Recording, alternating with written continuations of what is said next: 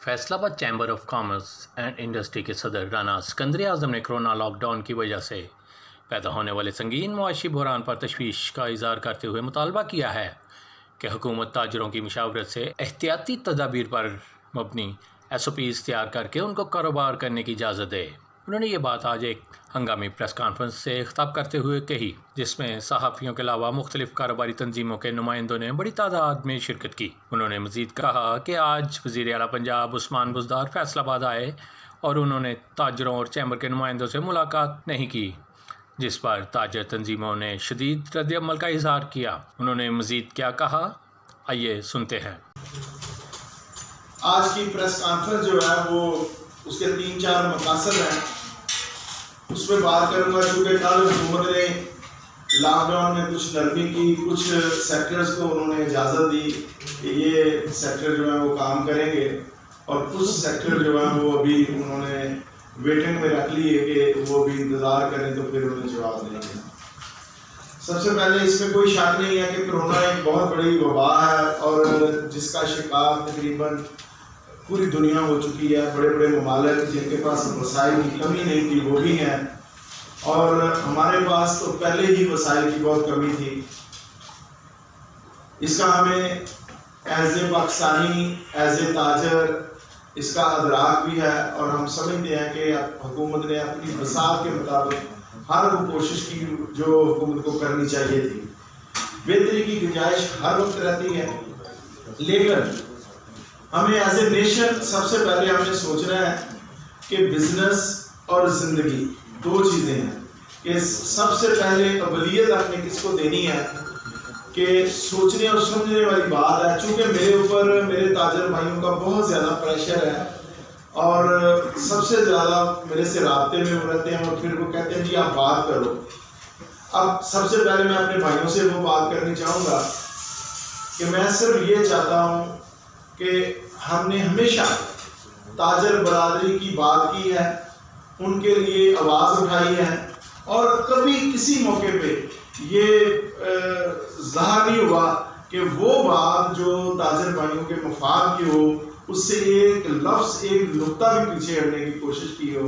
As a president मैंने अपना ईमान की हद तक इस पे यकीन रखता हूँ कि अगर आप अपने लोगों की बात नहीं कर सकते, उनके लिए आप आवाज़ उठा नहीं सकते, आपको हक़ नुमाइंदगी का कोई हक नहीं है कि आप फिर उस सीट पे विराजमान रहें।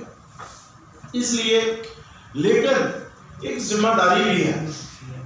मैं समझता हूँ कि एज ए प्रेसिडेंट चैम्बर, चूँकि 117 सेक्टर्स को ये रिप्रेजेंट करता है और उनकी नुमाइंदगी करता है, तो सबसे पहले ताजर की ज़िंदगी जो है वो अजीज़ है हमें। कि आप ये देखें कि अगर एक फ़र्द को, एक घराने के फ़र्द को, एक ताजर को जो दुकान पे बैठता है और अपने घर को वो चला रहा है, उसको अगर कोरोना हो गया तो होगा क्या? सबसे पहले उसके बच्चे अफेक्ट होंगे, उसका ख़ानदान अफेक्ट होगा, और सबसे पहले उसको ही प्रॉब्लम्स आएंगी। अब इसके साथ साथ इसमें नो डाउट अब यह करना क्या हमें कि सबसे पहले हम इस बात का यकीन कर लें कि क्या हमने वो हिफाजती मैयर ले ली है। अब यहाँ पे हम इख्तलाफ भी करते हैं कि गवर्नमेंट हमारे साथ शायद ज़्यादती कर रही है, लेकिन गवर्नमेंट किसके लिए ये बातें कर रही है कि हमारी हिफाजत के लिए बातें करती है। जो हमारे मुफाद में हो वो तो हमें सुननी चाहिए, वो तो हमें करनी चाहिए कि क्या हमने जिन सेक्टर्स को उन्होंने खोलने की इजाज़त दी है, उन्होंने वो सैनिटाइज़र जो सिस्टम है, हैंड वॉशिंग का जो सिस्टम है, सैनिटाइज़र गेट का है, सोशल डिस्टेंस का है, क्या उसको उन्होंने अडॉप्ट कर लिया? अगर कर लिया है तो फिर अगले की बारी आएगी।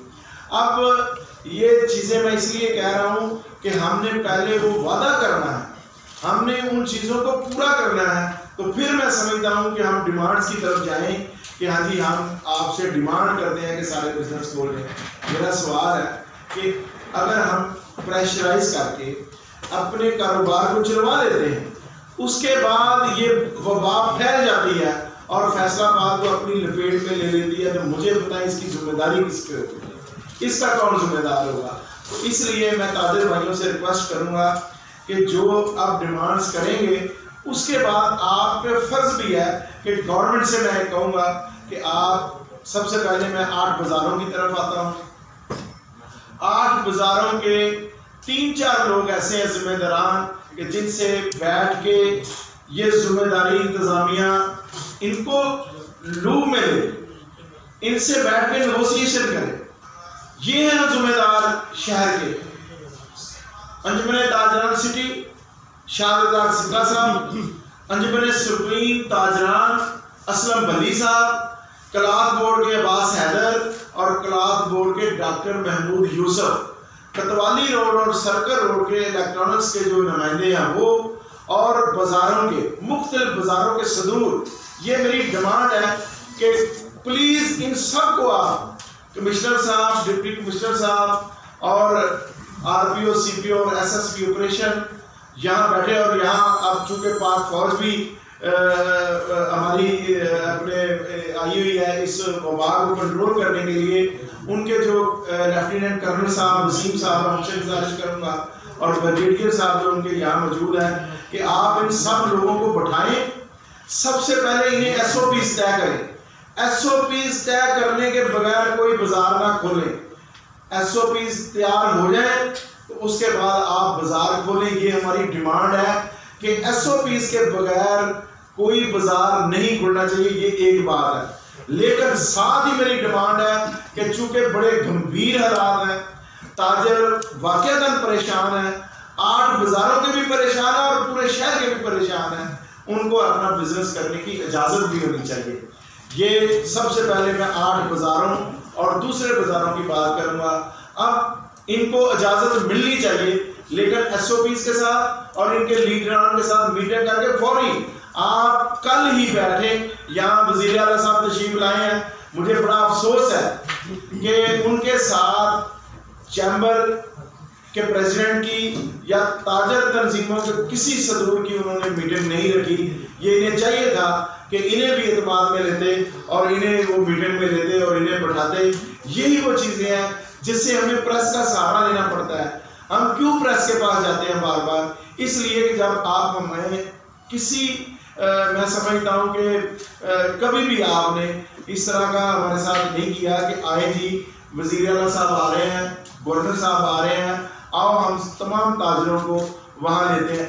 جب تک آپ اسٹیک ہولڈرز کو لوپ میں نہیں لیں گے، ان کے ساتھ انٹریکشن نہیں رکھیں گے تو مسائل کس طرح حل ہوں گے؟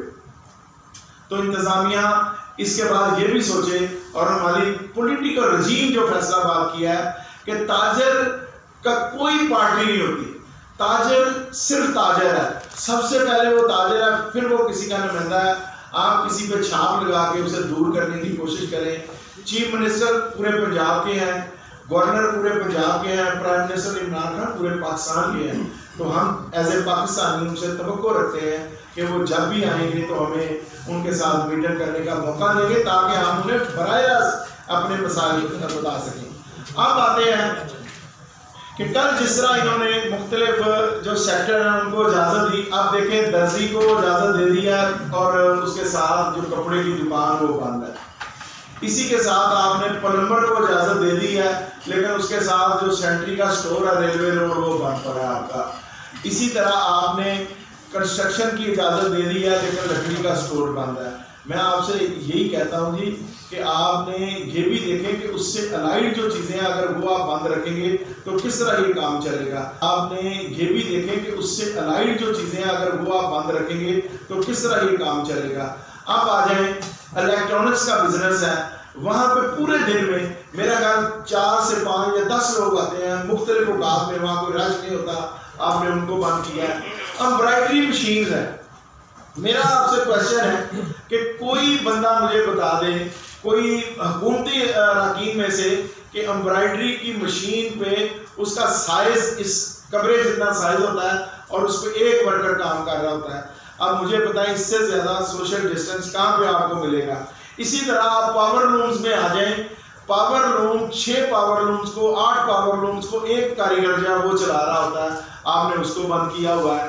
اسی طرح اس کے ساتھ آپ سائزنگ ہے اور اپنے مختلف دوسری چیزیں ہیں، اب فرنیچر، میرے دوستوں نے اب مجھے اس پہ بتایا فرنیچر. اب مجھے بتائیں فرنیچر شاپ ہے، اس کا آؤٹ لیٹ ہے، اس پہ کتنے لوگ ہوں گے بیٹھے ہوئے؟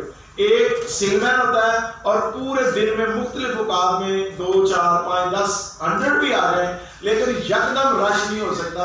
ایک کسٹمر آئے گا اپنی چیز لے کے جاتا ہے. تو میری آپ سے گزارش یہ ہے کہ آپ نے وہ سیکٹر بند کر دیے ہیں جن پہ رش نہیں ہے، آپ نے وہ سیکٹر کھولے ہیں جن پہ رش آلریڈی ہے. اب یہی وہ ڈیمانڈز ہے ہماری کہ یہ وہ سیکٹر ہیں جن کی بات ہم کرنا چاہتے ہیں کہ پرائم منسٹر صاحب پلیز آپ اس پہ بھی توجہ دیں کہ آپ اپنا وہ سیکٹر جہاں پہ رش نہیں ہے، جہاں پہ سوشل ڈسٹینس آلریڈی ہے، وہاں آپ اجازت دیں.